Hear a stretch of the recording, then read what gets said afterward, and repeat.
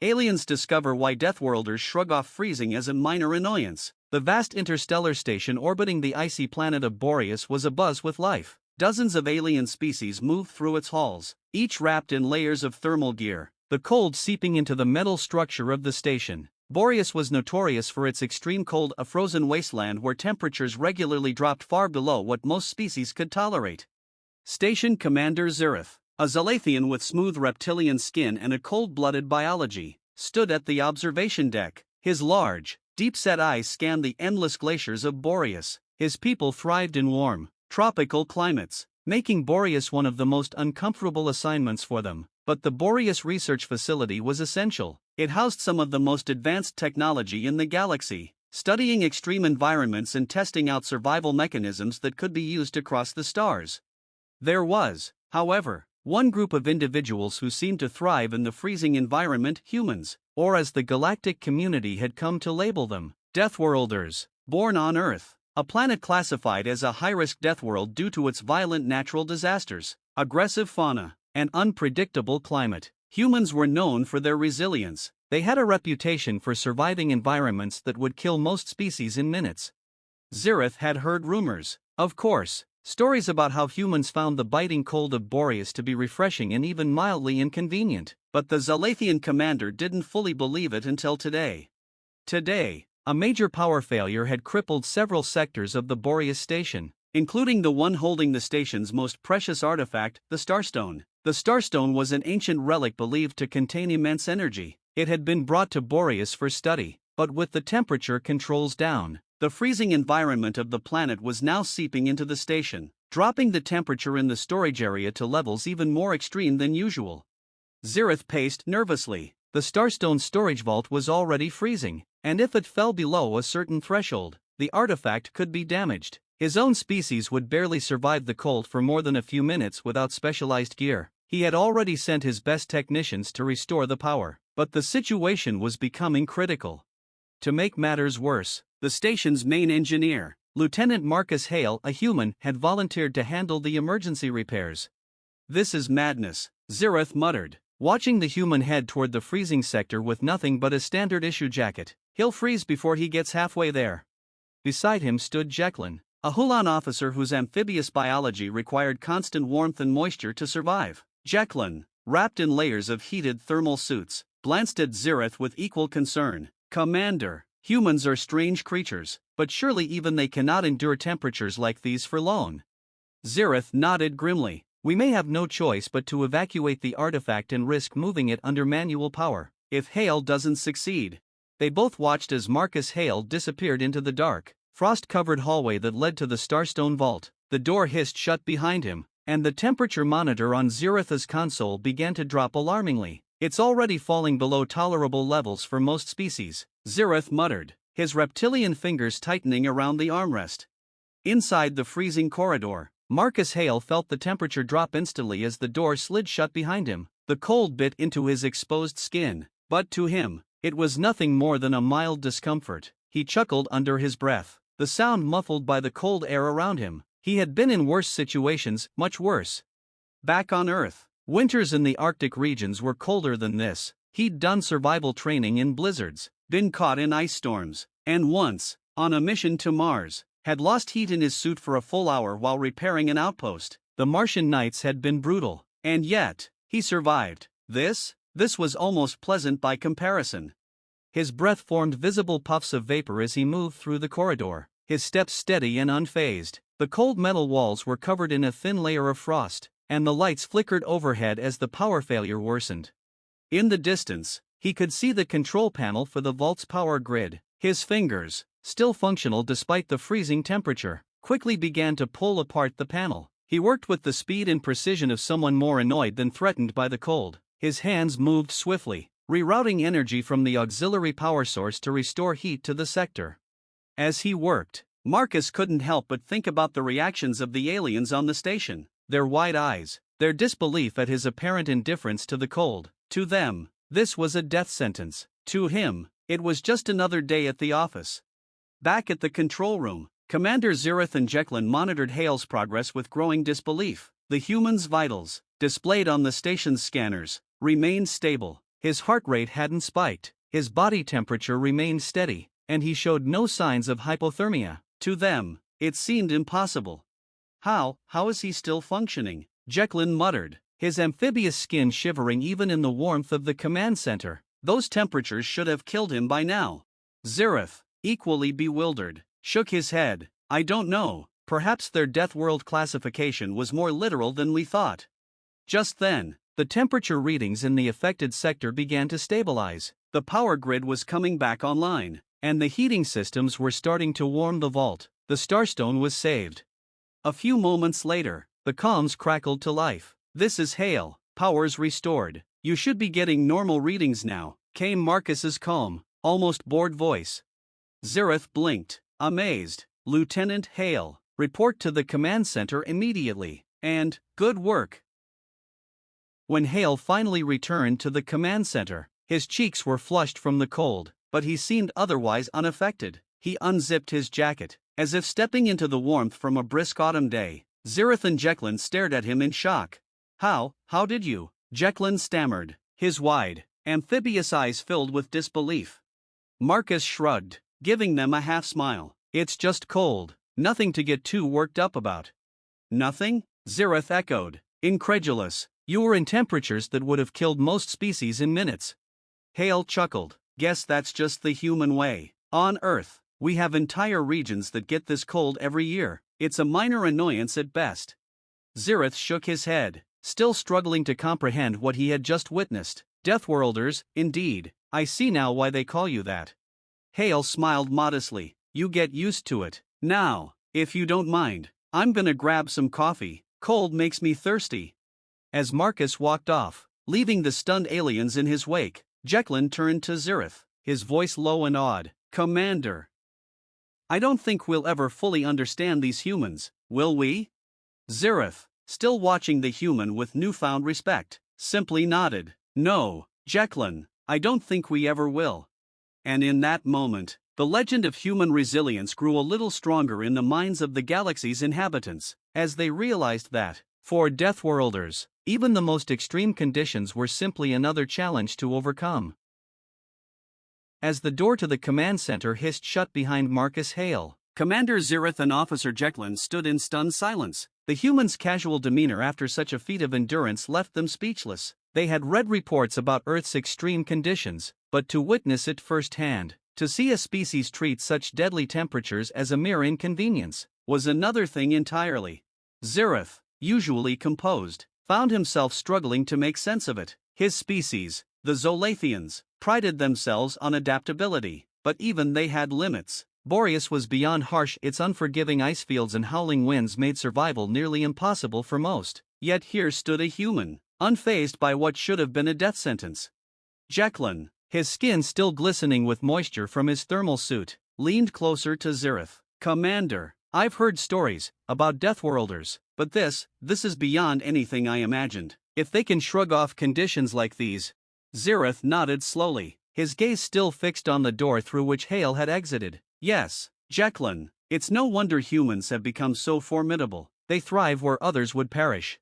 The station's quiet hum seemed to amplify their thoughts. There had been tales, of course, stories shared in hushed tones among alien species about the peculiar resilience of humans. They had been labeled as Deathworlders for good reason. Their planet, Earth, was considered a cosmic anomaly, teeming with dangers at every turn: volcanic eruptions, relentless hurricanes, massive predators, and environmental extremes that could easily wipe out entire civilizations. Yet, humanity had not only survived but thrived. Zirith turned toward Jekyll, his voice thoughtful. We often think of strength as the ability to wield power or command technology, but what if true strength is the ability to endure, to overcome adversity, no matter the form it takes? Jekyll's eyes flickered with understanding. You mean, resilience? The kind that humans seem to possess in abundance? Exactly, Zirith replied. They don't just rely on technology. They don't fear discomfort or danger the way most species do. They've grown accustomed to it. Perhaps, that is their greatest weapon. Meanwhile, Marcus Hale made his way to the station's common area, where a few other crew members, mostly from various alien species, were gathered. As he entered, all eyes turned toward him, their gazes a mix of awe and curiosity. One of the crew, a Kthari with shimmering silver scales, approached cautiously. "Lieutenant Hale," she began, her voice slightly hesitant. We heard what you did, walking into the freezing vault like that, without full thermal gear." How did you survive?" Marcus grinned, his blue eyes sparkling with amusement. "Survive? It wasn't that bad. Back on Earth, we call that a chilly morning in the mountains." The Kthari blinked, her scales rippling in confusion. Chilly? That environment would have killed most species in minutes. Marcus shrugged, reaching for a cup of hot coffee. "Yeah, but humans adapt. Cold, heat, storms, you name it, we've dealt with it. We're a stubborn bunch. I guess that's what makes us Deathworlders." "Huh?" The crew members exchanged uneasy glances. They had all heard of humans and their Deathworlder reputation, but to see it in action was something else entirely. Here was a species that seemed to view the galaxy's deadliest conditions as mere inconveniences. A Ilan engineer, who had been silently watching from the corner, finally spoke up. "It's not just your strength, is it? It's something more. You humans, you adapt. You bend without breaking."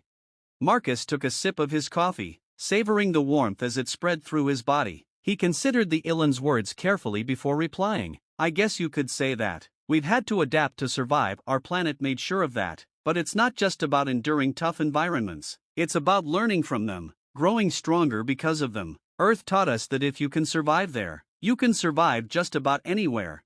The room fell silent as his words hung in the air. The aliens around him were used to thinking of survival as a battle against the odds, something that required advanced technology or superior biology. But humans? They had a different approach. They faced the universe head-on, with nothing more than their wits and sheer determination. One of the younger crew members, a Tlarkin with translucent skin, finally found his voice. "So, that's why you aren't afraid of the cold. You've already conquered worse." Marcus chuckled, setting his cup down. "Afraid? Nah, it's just another challenge. You adapt, you push through, and in the end, you come out stronger." He glanced around the room, meeting the eyes of every crew member. "That's the thing about humans, we don't give up. We face the impossible and turn it into just another story to tell." Back in the command center, Zirith watched the crew's interactions unfold on the monitor, his thoughts deep. There was a lesson to be learned from the humans, one that extended beyond mere survival. It was about resilience, adaptation, and a refusal to be beaten by the universe's harshest trials. As Marcus Hale's words echoed in his mind, the commander turned to Jecklin with newfound respect for the Deathworlders. "They don't just endure," Zirith said quietly. "They thrive, and that is what makes them so dangerous." Jecklin nodded solemnly. "Perhaps that is why they are feared, and why they will be remembered." And as the cold winds of Boreas howled outside the station, the crew of the Boreas research facility realized they were witnessing the strength of a species that had turned their world into the ultimate training ground, one that had prepared them for anything the galaxy could throw their way. Marcus Hale made his way back to his quarters, the dim glow of the station's lights casting long shadows across the metallic walls. As he walked, he thought about the conversation in the common area, about how the alien crew had reacted to his nonchalant attitude toward the cold. They were fascinated, maybe even a little intimidated, by the resilience of humans, by their ability to endure what others saw as impossible. But to Marcus, this wasn't anything special. It was just another day, another challenge, another way to push through and prove to himself that no matter how harsh the environment, no matter how unforgiving the universe, he could adapt. All humans could. He entered his room, closing the door behind him. The cold outside was already a distant memory. His body recovering quickly with just a few sips of hot coffee, he looked out the small viewport, watching as the icy winds of Boreas swirled around the distant horizon.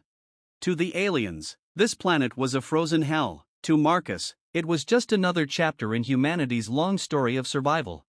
His comm unit beeped softly, signaling an incoming message. He tapped it, and Commander Zirith's face appeared on the screen, his expression thoughtful. "Lieutenant Hale," Zirith began, his voice calm but serious. "I've been thinking about today's events. Your ability to withstand the cold, it has given me a lot to consider." Marcus raised an eyebrow, sensing the weight behind the commander's words. "Oh yeah? What's on your mind, Commander?" Zirith hesitated for a moment, as if choosing his next words carefully. "It's clear to me now why humans are feared across the galaxy. It's not just your technology or your military prowess. It's your resilience, your ability to adapt and survive no matter the circumstances. You see challenges where others see certain death. Marcus leaned back, crossing his arms. We've had to. Earth isn't exactly the friendliest place to grow up, but it made us stronger. Xerath nodded slowly. Indeed, I've come to realize that you're people, you're not just survivors, you thrive in adversity. That makes you unpredictable, dangerous, even.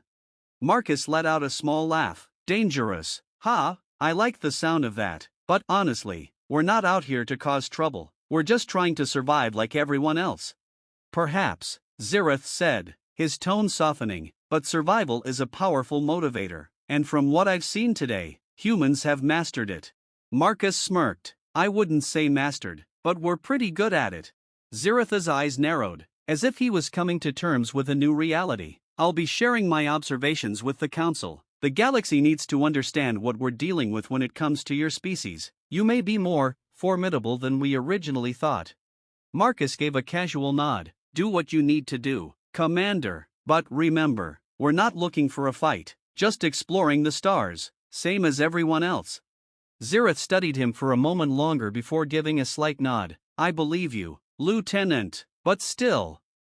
I think the galaxy will be keeping a closer eye on humanity from now on.